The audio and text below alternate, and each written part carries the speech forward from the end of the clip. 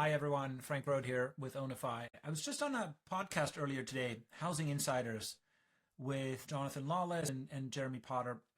And one of the questions that came up is just how do you explain fractional ownership? So obviously a lot of education needed. And when most people think about ownership, right, they don't really have a good definition of what that means. So I wanted to take just 2 minutes to explain the difference between traditional ownership on one side, kind of on the left of this picture here, and then fractional ownership on the far right here, the way Ownify has built it and is bringing it to market.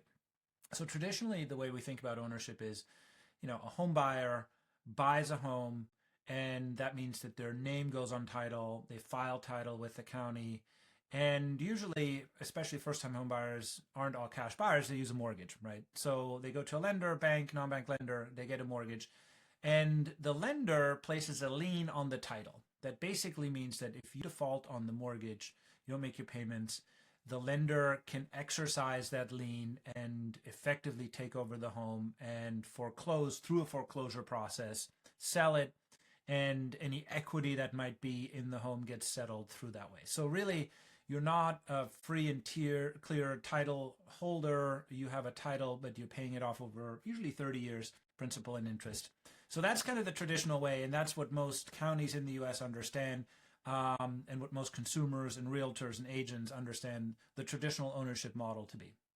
Fractional ownership works different. So on the right here, all the way over, we've defined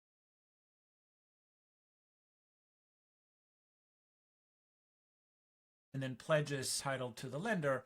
It is an entity that holds title. Now, that entity, in our case, it's a limited liability company, an LLC, it could be a trust, but it's effectively an entity, a corporate entity, that exists solely for the purpose of holding title. So at Ownify, it's a single LLC for each individual home we finance for our customers. And that LLC holds title and issues shares. We issue 10,000 shares, or bricks as we call them. And then over time, the customer, our customer who lives in the home, is one, a tenant of that entity, but two, also a shareholder of that entity. So starting with 2% on day one, you're a shareholder of the LLC that holds title to the home. And then in our model, every month, more shares are transferred from the owner, the customer who lives in the home. And that's the vehicle by which equity and ownership is built. So the difference being, for a traditional mortgage journey on the left, you hold title, you pay it off over 30 years. On the other side, you're a shareholder of the entity that holds title, and you build your equity, your ownership, through share purchases in that entity.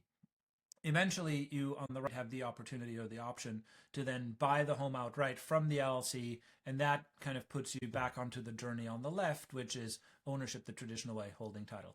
So two different ways of being an owner in a home. Both are ownership, both have bona fide ownership interests, one expressed through title, the other one expressed through shareholdings in the entity that holds title. Any questions on this, please feel free to ping me, and always happy to help. Thanks.